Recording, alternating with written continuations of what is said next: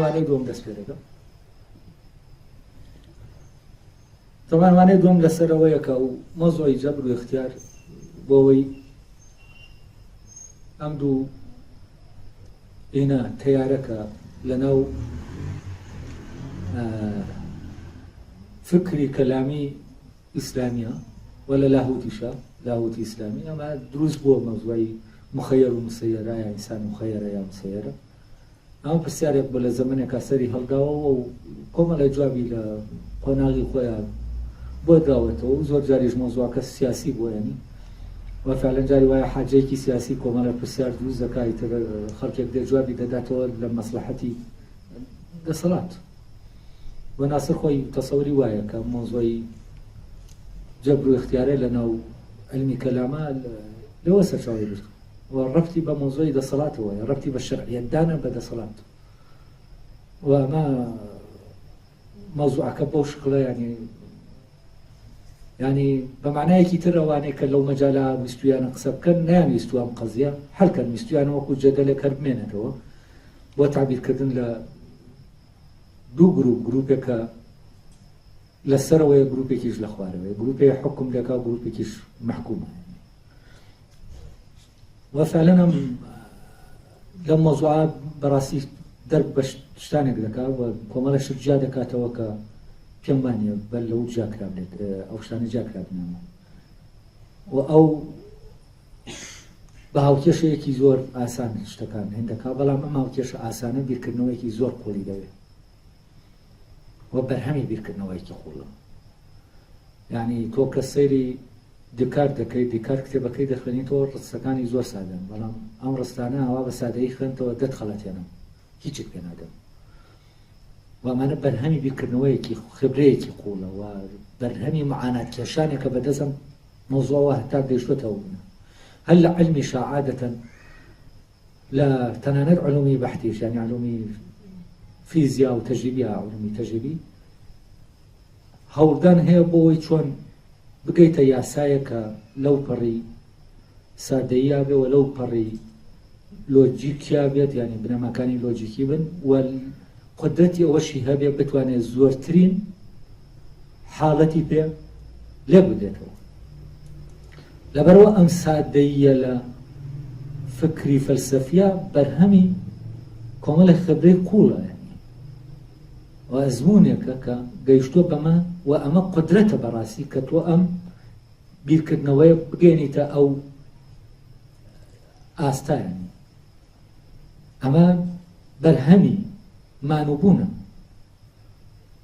لەبەرەوە من لە فەلسەفەشا و لە زانستی شاهر باماشەوە دەبێندێ و ئەم پیاوە لە مەوزوعە دواتر باسی دەکەین کامەی کێشەیە چۆن حەل کردووە و فعلەنەوە دەبینین کە ئەم پیاوە چەند دەبێت چەند ئازاری چەشتوێ بەدەستم بیرکردنەوەی چەند نین بوو بێت بە سەختیان ڕۆشت بێتە گەیشت بێتە فکرەیە. دەستا بەر لەوە و ناسک دەیەوێت چی بکات دەیەوێت ئەو باسکە کە مۆزوعی مسەیەر و مخەیەرە شتێک نییە لەلایەکەوە ینی شتێک نییە هەر لە کۆمەلگا و واقعی سیاسی وهاتی بێ لەناو تێکستە دینیەکەشا ئەم مۆزوع هەیە بەڵام بە شێوەیەکی تر و بە کۆمەڵە بە دوو زاراوەی تر ئەویش مۆزوعی تەسخیر و ئیبتیلایە یعنی مسەخەر لەگەڵ مبتەلا بوونەوەرێکە هەموو بوونەوەرەکانی گردوون مبتەلانین و هەمووشیان مسەخەرنین و ئەم ئیبتیلا و تەسخیرە فعلەن کاتێککە تۆ دێنیتە ناو بابەتەکە و لە مۆزوعی ئیرادە و اختیار دەکۆڵیتەوە بە گۆڕینی ئەم چەمکانە زۆر شت هەیە ڕوون دەبێتەوە و باسەکە دەچێتە شوێنێکی تر لەو شوێنە چەق بەستووە کە سۆفستاییە کەلامیەکان تایە دەسوورێنەوە بابەتەکە دەردەچێت لەو بازنێ لەو خولانەوەیە بە دەوری بازنەکە کە تا ئێستاشە دەخولێتەوە هەر لە زمانی خلافەتەکانەوە تا ئێستا وار بڕۆ کتێبەک تازەکانیش بخوێنەرەوە لە ناو بازنە دەخولێنەوە و مۆزوعەکە وەک خۆی ماوەتەوە. مۆزوعی تەسخیر لەگەڵ ئیبتیلا ئەو دەر لە ڕووی ئەوە کە موشانە چین باسی دەکە ئەو پێی وایە ئەوەی تەسخیریە ئەوەیە کە ئستعداد و توانایەکی پێ بەش بوونەوەرێک لە بوونەوەرەکان دراوە و بەپێی ئەو ئستعداد و توانایە بەرەو ئامانجێک حرەکەت دەکات بەبێ ئەوەی اختیاری ئەوەی هەبێ حرەکەت نەکات یا حرەکەت بکات بەرەو لایەکی تر. ئەوەی کە ئەمە تایە ئاوایە ئەوە مسەخەرە، بەڵام ئەوەی ابتلا دەکرێت مبتەلایە ئەوەیان استعداد و تواناکەی تایە، بەڵام اختیاری ئەوەی هەیە بەرەو ئەو ئامانجە حرەکەت بکات بە پێی ئەوە استعداد و توانایە و اختیاری شەیە حرەکەت نەکات یا بە جۆرێکی تر حرەکەت بکات. ابتلا کە بۆ تەحدیدکردنی ئەوەیە، ینی ابتلا ینی تاقیکردنەوە، ینی اختیبارکردن بۆ ئەوەیە ئەم کایەنە ئایا بەپێی ئەو توانە و استعدادە حرەکەت دەکات یا بەپێی ئەوە حرەکەت ناکات کاتێک کە دەخرێتە ناو زەمینەیەکی دیاریکراوە. جا بەلەوەی ابتلا باسکەم جارە با باسی تەسخیرەکە بکەم. تاوان تەسخیر من گەڕامەوە بۆ قاموسە کۆنە عەرەبیەکان. تەسخیر ئەگەر بیکەین بە کوردیەکی هێن ڕەوان یانی بێگاری. بێگاری یانی چی؟ یانی شتێک کارێک دەکا بەڵام هیچ پاداشتێک لە بری ئەم کارە پێی نادرێت.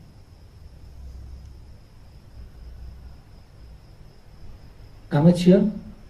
ئەمە ئیتر مسەخەرە، یعنی ئەمە بە بێگار ئیش دەکات، یعنی بە ئارەزووی خۆی نییە ئیشەکە، بە ویستی خۆی نییە و ئامانجێکیش لە ئینەکانێ وەکو بڵێەوە ئامانجە ناگا بەوەی کە ئەم ئیشە بۆ شتێک دەکات لە پێناوی شتێکە تا ئەو شتەی بدرێتێ، یعنی ئیشەکە دەکات بەس ئیش دەکات، یعنی هینی نییە ئیشەکەی بۆ شتێک نییە، ئیشەکە دەکات بە بێەوەی هیچ شتێکی بدرێتێ. لە زمانی عەرەبیە مسەخەر ئەو کەسانن کە ئیشیان پێ دەکرێت بە بێەوەی لە کۆنەوا بەکار هاتووە کە بە بێەوەی کرێیان دەدرێت. لە زمانی خۆمانە پێ دەڵێن بێگارەوە نییە دەڵێ بێگاری پێ دەکەن، یانی چی؟ یانی کەسەکە وەکو بڵێ خۆی ڕازی نییە بە وەزە بەڵام ئەوە دەکا و بۆچی؟ چونکە هیچ شینێک لە پشتەمەوە نییە، ینی کرێیەک نییە، ئامانجێک نییە، لە پێناو شتێکان نییە، ئامانجەکەی بزرە تەنها کارکردنە، ینی لە خۆیە ئامانجێک نییە، لە خۆیە ئەوەنە لە دەرەوە تەبەن ئەم کارکردنم بۆ ئەو کەسێک کە سوخرەکەی پێ دەکە ئەوە چییە؟ ئەو ئامانجێکی ئەم کارێک پێ دەکات بۆ شتێک لە پێناو شتێکە کە ئامانجی ئەوەیە کە کارەکەی پێ دەکات، نەک ئامانجی ئەو کەسەیە کە کارەکە دەکات. بۆ نمونە کرێکارێک کە دەچێت خانوویەک دروست دەکات لە پێناو چیا دروستی دەکات؟ لە پێناو کرێەکە کە پێ دەدرێت، بەڵام خاوەن ماڵەکە کە بەم کرێکارە ئیش دەکات لە پێناو کرێەکانی وەریگرێت، ئامانجێکی تری خۆی هەیە کە دروستکردنی خانووەکەیەتی.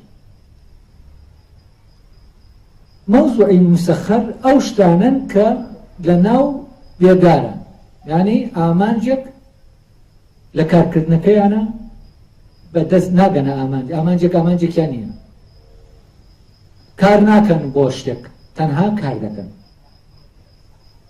یعنی کار ناکەن بۆ شتێکە خۆیان دەیانەوێت، نەک کار ناکەن بۆ شتێکە لە دەرەوەی خۆیان ئامانجەکەیە بۆیان دانراوە، ئەمانە کار دەکەن لە پێناو ئەو ئامانجەی کە هی یەکێکی ترە، یعنی کار دەکەن بۆ ئامانجی یەکێکی تر، بۆ ئامانجی غەیری خۆیان، نەک بۆ ئامانجی خۆیان. ئێستا سوخرەکێشێک لەگەڵ کرێکارە فەرقیان چییە؟ سوخرەکێشەکە کار دەکات لە پێناو هیچە، تەنها کاری پێ دەکرێت، بەڵام کرێکارەکە چییە؟ لە بەرامبەر کار دەکات بۆ ئەوەی پارەیەکەیە بەدەستی بێن، ینی ئامانجەکەی ئامانجێکی لە خۆیان هەیە، ئامانجەکەی بەدەستێنانی پارەکەیە. ئەمە مۆزوعی تەسخیر. ئەی مۆزوعی مبتەلا کەسێکە ابتلا دەکرێت ئەم ابتلا لە زمانی عەرەبیە بە مانای اختیبار. اختیبار یانی تاقیکردنەوە. ئەی تاقیکردنەوە چییە؟ یانی خوا تاقیمان دەکاتەوە بەچی بۆچی تاقیمان دەکاتەوە چۆنە؟ لای ناسر مرۆڤ کە دەکەوێتە ناو ژیانەوە اختیاری ئەوەی لە بەردەما هەیە کە ئەو ئستعداد و توانایی لە ناویە هەیە چالاکی بکە یا چالاکی نەکە. بەڵام بەردێک ئەم اختیارەی نییە، ئەستێرەیەک ئەم اختیارەی نییە، تەنانەت ڕۆکێک ئەم اختیارەی نییە. طبعاً ئینسان وەکو حیوان خۆی ئینسان وەکو حیوانێک ئەو اختیارەی نییە. یعنی کۆمەڵە یاسای جەبری هەن لەسەر ئینسان، ئەم یاسایانە جەبرین وەکو هەر حیوانێکی تر کە یاساکانی جەبرین. یعنی بەشێک لە ئینسانە هەیە کە اختیاریە و ئەو بەشەش کە اختیاریە کۆمەڵە ئیمکانیات و ئیستعدادی تایە جیاوازن لە ئیمکانیات و ئیستعدادی حیوانێک لا ئیمکانیات و ئیستعدادە حیوانەکەی ئێمە. لەبەرەوە ئەوەی لەناو ئێمە حیوانیە چییە؟ ئەویش مسەخرە، بەڵام شتێک کەیە لەناو ئێمە مبتەلایە. ئەمەیان اختیار هەیە تۆ ئەو ئیمکانیەتە فعالکەی یا فعالی نەکەیت. کاتێ دەکەویتە ناو زەمینەیەکەوە اختیارت هەیە ڕێگەت بدەی ئەو زەمینە ئەو ئیمکانیەتت فعالکە یا فعالی نەکە. یعنی ئینسان اختیاری هەیە بۆ نمونە کە برسی بۆ اختیاری هەیە نان نەخوا حتا دەمرێ، دەتوانێت، یعنی ئیمکانیەتی ئەوەی پێدراوە کە نەچێتە ژێر حکمی برسی بوونەکە. کۆمەڵە ئیمکانیەت هەیە کە پێی دراوە ئەم ئیمکانیەتە لە حیواناتان نییە. لەبەرەوەی وەزیفەی ئینسان وەک ئینسان دەکەوێتە ناو ئەو منطقەی کە اختیاری تایە. مۆزوعی ابتلایە اختیبار چییە؟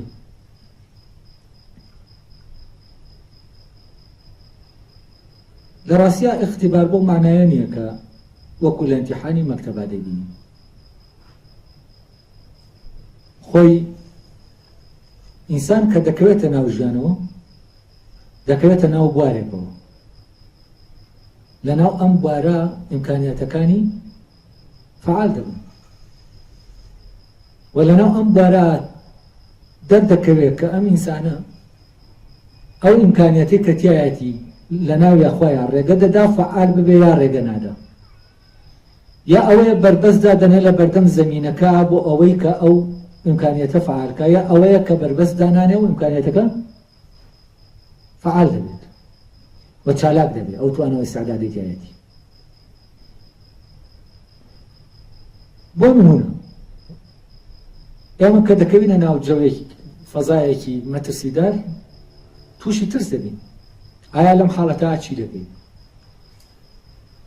ئێمە دەکەوینە وەزعێکی خۆشەوە لەم حاڵەتە چی دەکەین؟ ئەمانە هەمووی چین؟ هەمووی بوارن و لێرە من اختیارم هەیە شتانێکەیە بیکەم و شتانێکی ژێ نەیکەم و من لە موقع ئەو دواتر پێ دەڵێ ئەمە پێ دەڵێ موقفگیری، یعنی ئەمە موقفگیری لە شتەکان لە اختیاری ئەمایە. فەرزەن ئێستا من یا هەر یەکە لە ئێمە ئەگەر هەموو دنیاش کۆ بێتەوە بیەوێ بە زۆر قسەیەکمان پێ بکات دەتوانین نەیکەین، دەتوانێت لە ناومان بەرێ بەس ناتوانێت قسەکەمان پێ بکە. ئەگەر هەموو دنیا کۆ بێتەوە بیەوێ پیاوێکمان پێ بکوژێت، ئەگەر خۆمان نەمانەوێ بە هەموو هێزی خۆی ناتوانێت ئەم پیاوەمان پێ بکوژێت. دەبکرێت دەستم بنێ بە دەمانچەکەەوە بیگرێ و خۆی پەلە پیتکەکە بنێ بە دەستمەوە، بەڵام من هیچ ئیرادەم نەکردووە لەویا کە کەسەکە بکوشتەوە، من نەمکوشتووە. ناتوانێت ئەو ئیرادەی لە ناومە هەیە بەکاری بێنێ، بەڵام دەتوانێت دەستەکەم دەستم بەکار بێنێ، بەڵام دەستم کاتێ من خۆم هێزی نادەمێ ئەو ناتوانێت ناچارم کا من هێزی بدەمێ.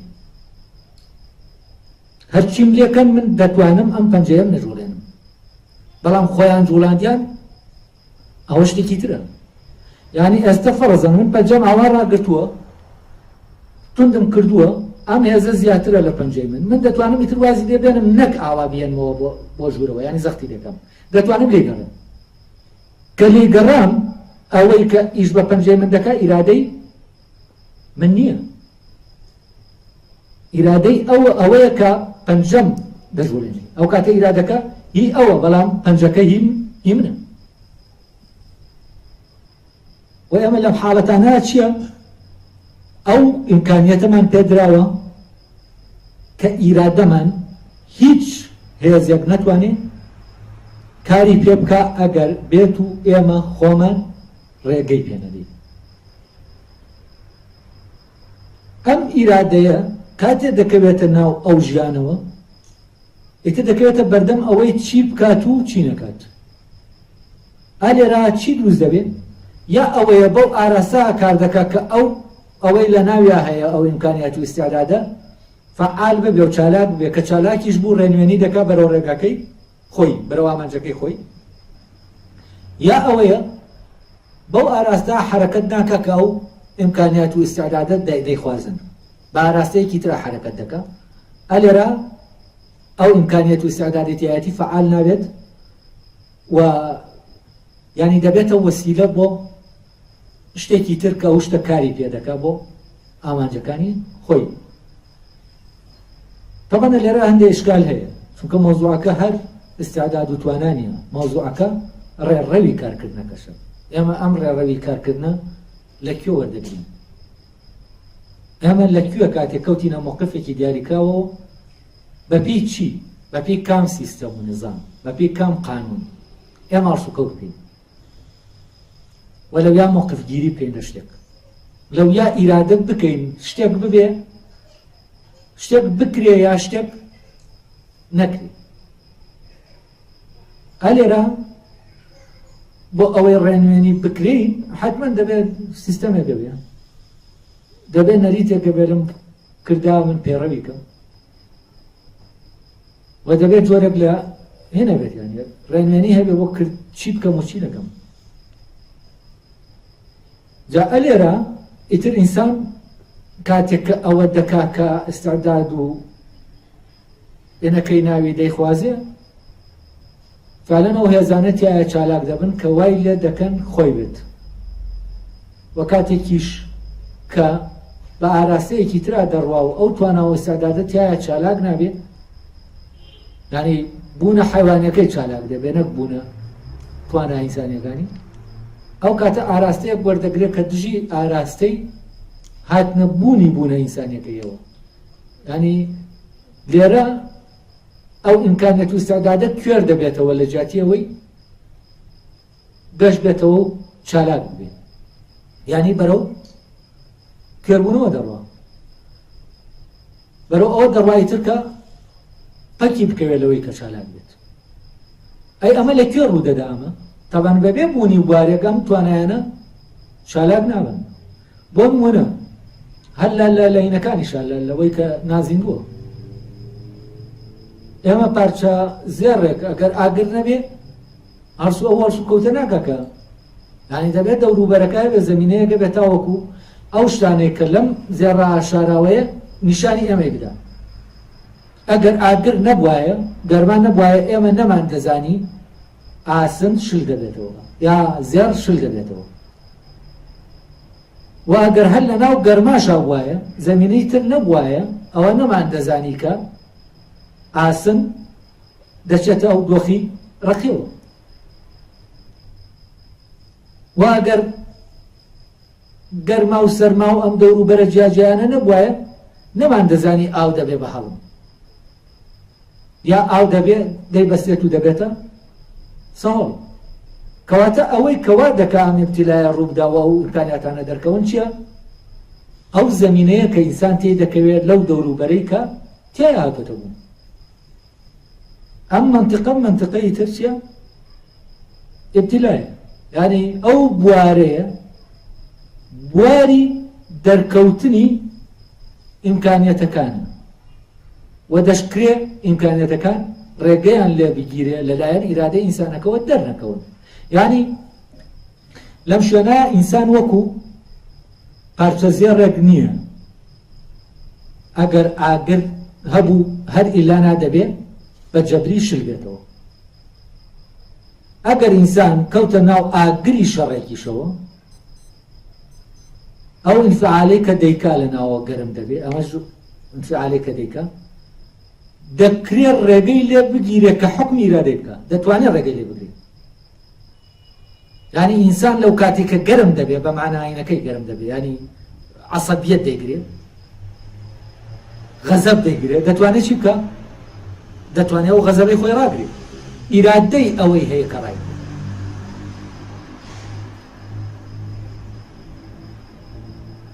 وەشتانێکی تر کە هەن ئەمانە هەمووی ئیرادەی ئینسان وەکووتم لێرا جەبری نییە، ئینسان بە ئیرادەی خۆی وەکو ئاسنەکە نییە کە خرایە ناو ئاگر ئیلانا هەر دەبێت شر بێتەوە بە یاسایەکی جەبری.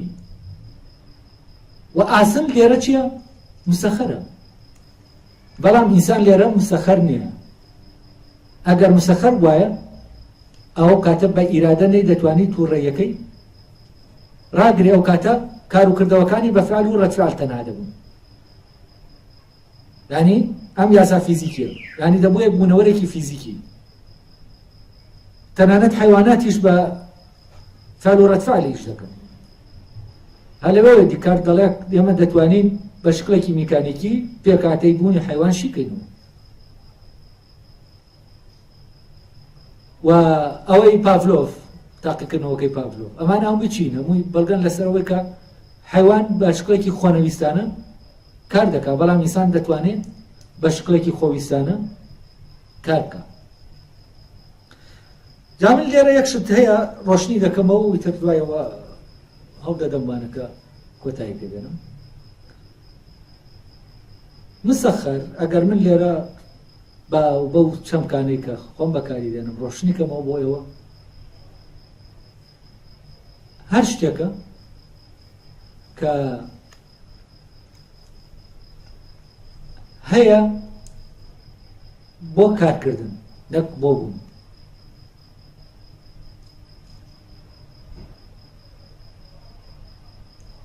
یعنی ئێستا ئامێرەکان کە دروست کراون هەمووی چین؟ مسەخەرن. یعنی ناتوانن لەو بەرنامەیە لا بدەن کە بۆیان دانراوە. کۆمپیوتەرێک ناتوانێت لەو بەرنامەیە لا بدە کە بۆی دانراوە و بەپێی ئەو بەرنامەیە ئیش دەکات. لە خۆیان کۆمپیوتەرەکە چی نییە؟ ئامانجێکی نییە.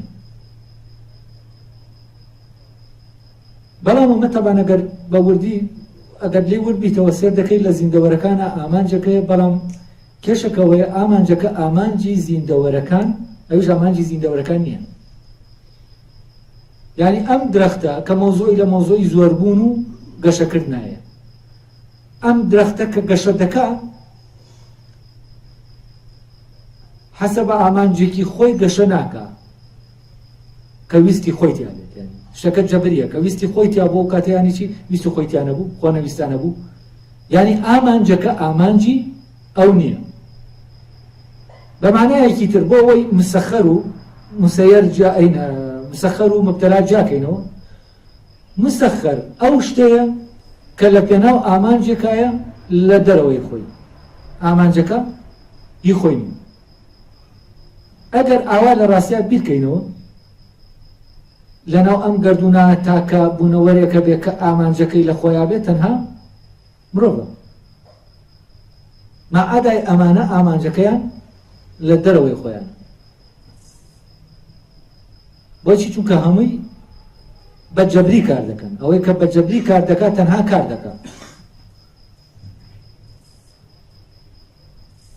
بەڵام لەلایەکی ترەوە ئەگەر سێرکەی ئەگەر ئامانج عیبارەت بێت لە کامەڵبوون، ئەو کاتە دەتوانین بڵێن هەر زیندەوەرێک لە زیندەوەرەکان ئەویش ئامانجێکی خۆی هەیە.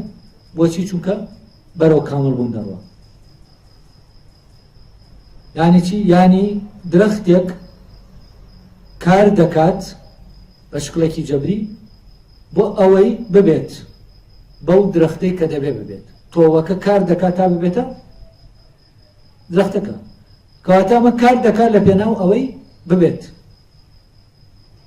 بەڵام ئامێرێک تەنها کار دەکا لە پێناو ئەوەی ببێت کار ناکا لە پێناو ئەوە بێت بۆچی چونکە ئەوە بۆ لێ بێتەوە بەردێک کار ناکا بۆ لە پێناو ئەوەی ببێت بۆچی چونکە هەیە و تەواو لێ بێتەوە تەنها سیستەمی کارکردنەکەی تایە سیستەمی بوون و گەشەکردنەکەی تیانین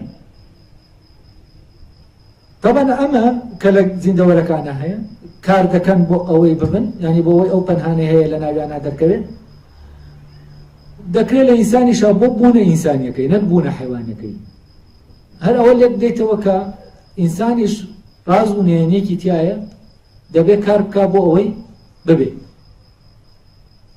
وە کارکردنی ئینسان لێرە کارکردنێکی اختیاریە بەڵام کارکردنی بەشە حیوانەکەی کارکردنێکی اختیاری نییە جەبریە و حەسە بە کۆمەڵێ ینی کە هەیە خراوەتەوە ئەوەوە کە ئاوا بێت وە شتێک هەیە ئێمە دەتوانین بیخەینە ناو بوونەوە شتێک کە ئێمە دەتوانین وەکو تۆوێک بیچێنین وەکو تۆوێک پەرێ پێ بدەین ئەویش ئەو بوونە ئینسانیەمانە کە دواتر ئەوە تەحدید دەکا ئێمە لە ڕێڕەوی ژیانمانە چی بکەین و چی نەکەین وە لە ڕێگەی ئەمەوە بەرەو ئەو ئامانجە دەمان با کە عیبارەتە لە کەماڵی ئینسانی ئێمە نەک کەماڵی حیوانی ئێمە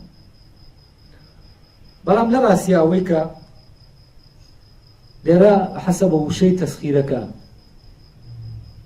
ئەگەر مەپیە بیرکەیتەوە هەست دەکەی تەنها ئەوانە دەگرێتەوە کە هێنن ینی ئەگەر مەوزوعەکە لە ئامانجەوە سێریکەین تەسخیری ئەوەیە تەنها کار دەکات لە خۆیان ئامانجێکی نییە ئەوە تەنها ئەو بوونە ئامێریانە دەگرێتەوە کە هەن